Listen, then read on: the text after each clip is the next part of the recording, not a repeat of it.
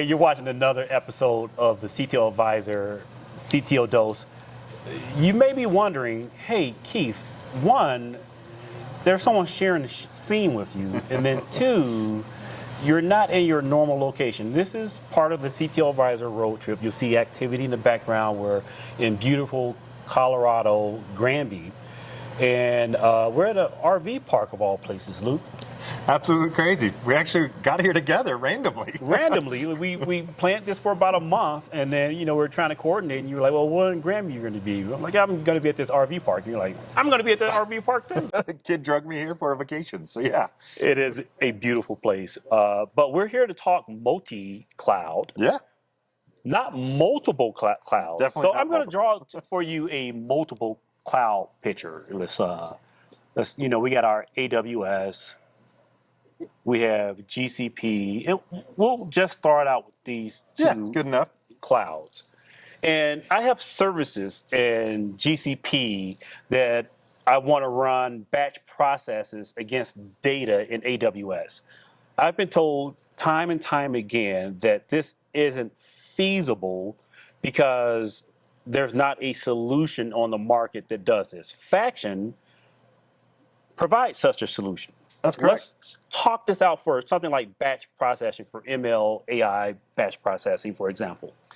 And I actually think it's feasible technically, but not business feasible by other vendors. Because of that egress fee for all that data going to GCP would actually have to be pushed out of GCP, Right. incurring a massive egress fee to get the data into AWS. Let's say I have, I got a 1 petabyte data store, which is a small. That would be on the small side. That would be on the small side. Yeah. I could probably even do most of that in Google or in AWS. But when I get into the tens of petabytes, pushing that much data out of GCP into AWS is just going to be cost prohibitive. Absolutely. Let alone that data is now in AWS, and once AWS writes to it, it's no longer the same data that you have in GCP. So now you have to actually egress the fee out of AWS back to GCP to synchronize the two data sets. Exactly. So And that takes time and cost because it's infeasible. So that's what I meant by business-wise, a little infeasible. Technically, sure, you could possibly do it. And this is why we don't do it. That's why nobody does it. But the argument that you've made with me on several other videos is that Faction makes this possible in a business-friendly manner. Draw it out for me. I got it. Sure. You mind if I erase the 1 petabyte? Oh, no, go ahead. So we'll do the bigger one. We'll do 100 petabytes. Oh, okay then. Stepping it up. Yeah, there you go. And this right here, we actually call the FIX, the Faction Internetwork Exchange. And what that is it's our own layer 2, it's our own fiber, it's our own connectivity in that region. And there's two important pieces of that. Now this 100 petabytes is logically and physically, let's call it 10.10.10.10. It's 10.10.10 in GCP, it's 10.10.10 in AWS. So the application's the same mount point, the same access, same namespace if you want to put a layer 3 on it. But also more importantly, transitive routing. So GCP now talks to AWS, AWS now talks to GCP, as if they're on the exact same network. Okay, that's not something that I've saw from a storage provider. This isn't just storage. No, this is a true data fabric. We have to actually stitch this together in every region so that the storage is usable in the network, and then applications and services between the various public clouds can now be intertwined. And this is true multi-cloud, not multiple clouds of data in silos. So I have my application. I'm just making, I have a Route 53 entry for my storage target. Now I'm just making a DNS call DNS or a straight IP call through the VRF at AWS to 10.10.10.10. Once again, 1 millisecond of latency. We can achieve almost, I think, in AWS, 400 gigabits a second of access. So this is true physically and logically as if it's in that cloud. Same thing at GCP. I think we can do 800 gigabits a second, 1 millisecond of access to that data in GCP. So I got to ask the question because people want to know, where's my data? If it's not in AWS, if it's not in GCP, where is it? Yeah, that is a little complicated. So it has to be in that region. So let's call this the Reston, Virginia region. We'll physically map out the fiber routes in the locations of the various public cloud providers and either select a colo provider if they're in 7 to 11 kilometers of the various public clouds, or we'll actually have one built for us. And that's where the data actually resides. So I've tried to build this myself. Like in my You have. yeah This yeah is several tens of hundreds of millions no, of dollars. not to this level. I mean, just from my application perspective. My data center is co-located in a facility that has AWS locality. I have a HPE storage array, Yeah. and then I have workloads in AWS in a region that I believe is close enough. I don't have the technical talent or skill to go as far as what you guys have done. So I get mismatched performance. How do you guarantee that 400 gigabits per second of performance? So we have some really cool technology actually to accomplish this. So once again, this is our own fiber connecting into the on-ramps of that. So Right. we can actually then span as many direct connects or express route circuits as we need for the various providers. But one thing we do to actually guarantee, we actually call it Canary. We'll turn on a micro VM, very, very small VM in every availability zone. And let's call another availability zone. So this one's 1, this one's 2 of GCP. AWS, I believe, has 16 availability zones. So we'll turn on a micro VM in every one of those availability zones.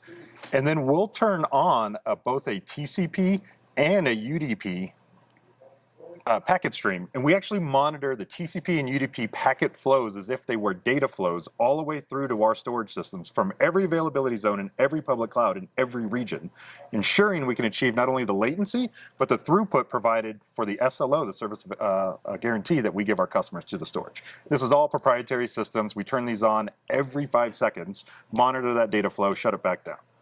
Wow. So, all right, this is sounding. Before it sounded too good to be true, but now I'm starting to understand the tech behind it. So I have other questions around like the data services that reside on top of your data fabric. Great, you can get me the block storage, super fast at a relatively low latency. Block, file, object, you name That it, was we the can next provide question. it. And then what about advanced services? We're talking about enterprises that's used to, dedupe and malware protection, like the physical capabilities of a storage array that are advanced and we're not quite seeing in cloud services. Are you guys offering some of those advanced capabilities? So once again, this data fabric in our multi-cloud data service is far more than storage. So yes, deduplication, compression, because it's actually dedicated arrays per customer that you scale up and scale down like public cloud infrastructure. But this goes far further than that. We actually do search across clouds. So we're doing all the metadata tagging in the object service, offloading it so that an AWS search for an object is also the same search that you would provide in GCP, same metadata capabilities, the same functionality. We provide that centrally. We're also providing identity access and management.